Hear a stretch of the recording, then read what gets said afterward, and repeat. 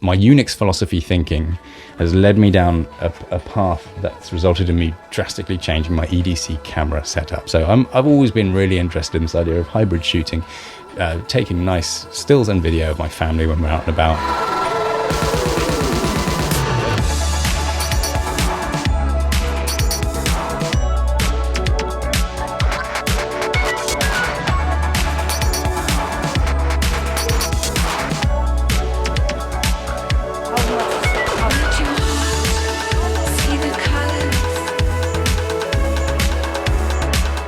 Over the years, I've sort of always used this YouTube thing as a justification for getting a nice camera. You know, I thought, okay, I'm justifying it on the YouTube grounds. I need a nice camera for that. What can I get that actually sort of really levels up this EDC camera idea as well? And of course, the industry pushes this idea as well. They want to sell you a camera that's good at video and good at stills and this ultimate hybrid camera thing. You can see the industry trying to say, well, look, this is the perfect camera. You know, it's a great EDC camera. It's also, you can use it for YouTube. But actually, this is the opposite of my Unix philosophy thinking, where the idea is to pursue things where you have one thing and doing one thing well. Obviously, we've moved away from the smartphone version where, you know, that's a truly compromised camera because it's your all-in-one device. I'm definitely happy with rejecting that as an idea. I would just really move from one to another by pursuing this hybrid camera idea. And the most recent one was the Lumix S9. I thought this was the closest I'd got yet to, you know, ultimate quality in stills and video in a format that is just about EDCable. I mean, this was where it all started to fall down because it's a full-frame camera. The lenses for full-frame cameras are just so big. Even the little Sigma compact 2.8 primes, they're still pretty big compared to something like Micro Four Thirds. And this was interesting because over the years I've dabbled with different sensor size cameras and systems and switched between Sony APS-C and Fuji APS-C and then full frame Sony, full frame Lumix. But I'd never really jumped into Micro Four Thirds. I guess I was always this kind of a bit snobby about the image quality and the sensor size. You know, is it enough of a gap from smartphone sensors to justify the shift? And then you sort of see the Micro Four Thirds industry moving away from supporting these EDC cameras, which is the biggest tragedy of all of this. You can see them pushing hard on the flagships and the big bodies, but those big bodies, sort of on paper at least, look to be similar size as full frame cameras. And in my mind, that was just always making me think, what's the point in Micro Four Thirds then? But of course, there's just so much more to it than that. The difference between the S9 is a great example. So it's such a compromised camera. It has no viewfinder. It has no mechanical shutter. These are big compromises for stills.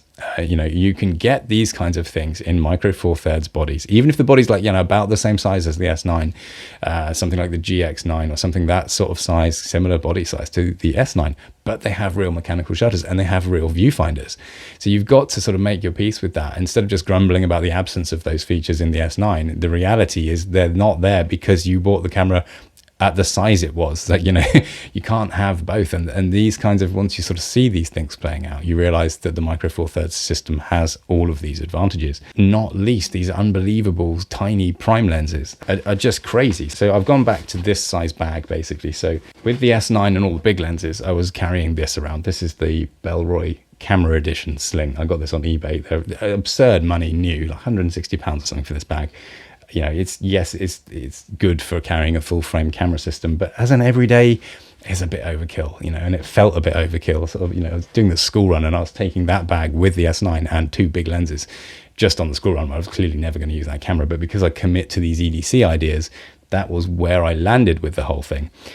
So I went down this kind of research rabbit hole and tried to work out, if I was truly embracing this Unix philosophy for my EDC camera decisions, where would that leave me?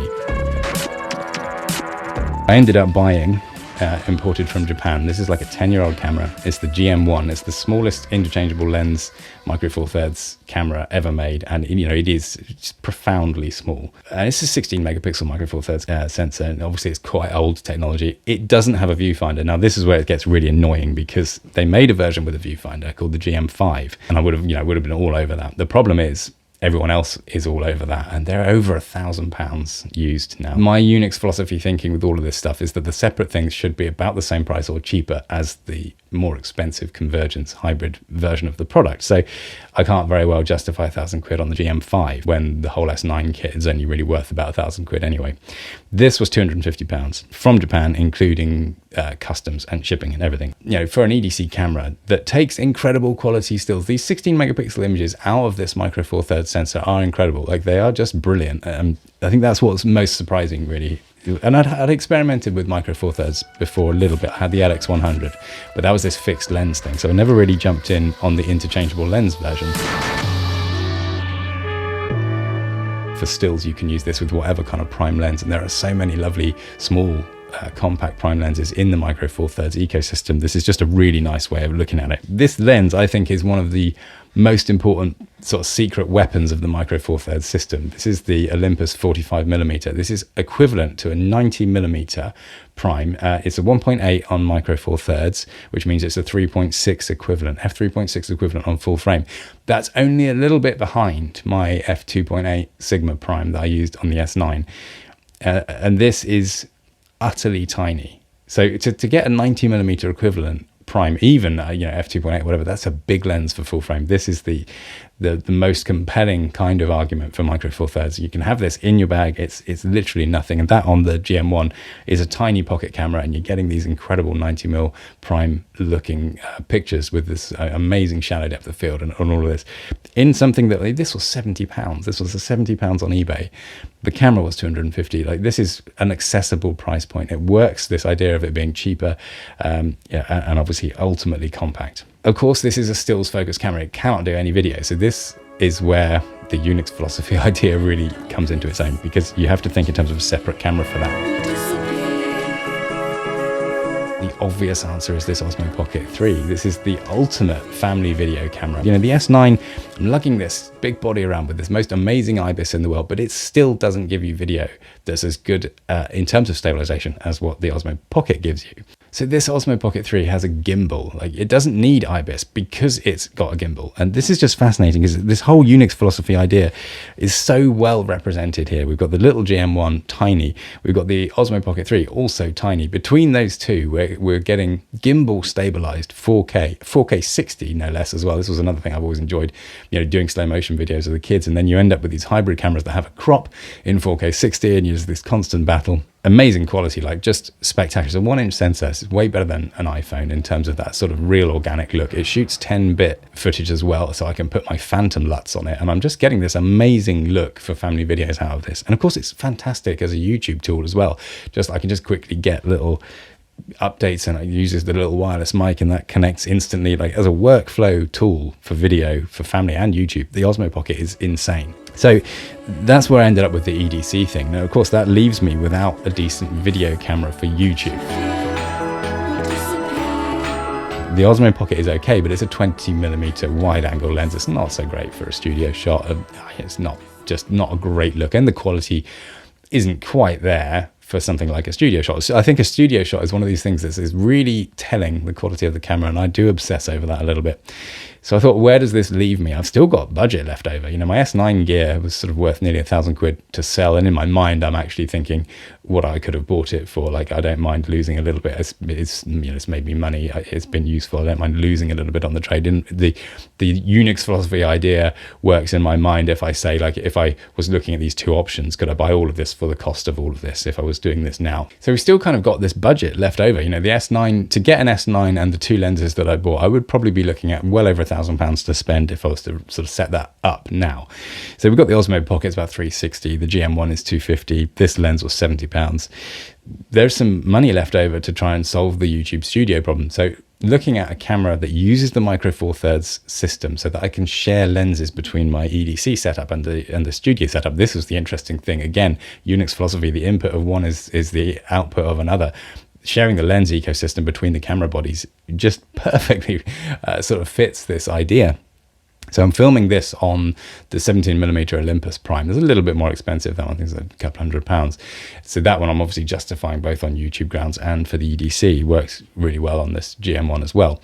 But I'm filming on the GH5S, which is just this incredible camera that, again, perfectly fits the Unix Philosophy. It's a video focused. It doesn't try and be a stills camera in any way. And as a result of that, it's a better video camera. And this is this kind of situation that you get when you explore this all the time, that just makes you think, yes, this is the way of thinking about things that is better. This camera is better than the S9 as a studio camera for me, because it has unlimited recording with no thermal issues ever. The S9 in theory is unlimited recording, but if you're in a room with a light and it's quite warm, like in the summer, it overheats in about half an hour. It's just a nightmare. You have to put a fan on it, and it's like, oh God. And then your HDMI port is tiny and fiddly. And the fundamental problem with the S9 is it was a camera I was using as an EDC camera and a YouTube camera. Setting it up and setting it down every time I switch between those modes is a massive barrier to its usefulness as a YouTube camera. The GH5S can live here. It can be ready to film. I can just press record. The holy grail of a YouTube workflow is based on this, and it's perfect. It just fits the philosophy. It has a video optimized sensor with a 1:1 pixel readout. This is fascinating to me. I've always been interested in this kind of idea of oversampled versus 1:1 readouts in sensors for video. You get this lovely look out of this camera. It does 4K 60 with no crop, so it's a B-roll machine for that as well. But crucially, it doesn't overheat.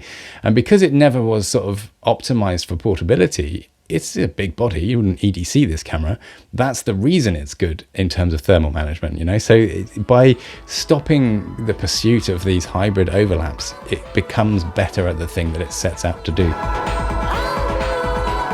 This set of 3 cameras, better at the 3 things that it sets out to do than the S9 ever was. And this was just such an amazing kind of thing to figure out. And I really enjoyed going down this road and finally sort of applying that Unix philosophy thinking to my camera choice.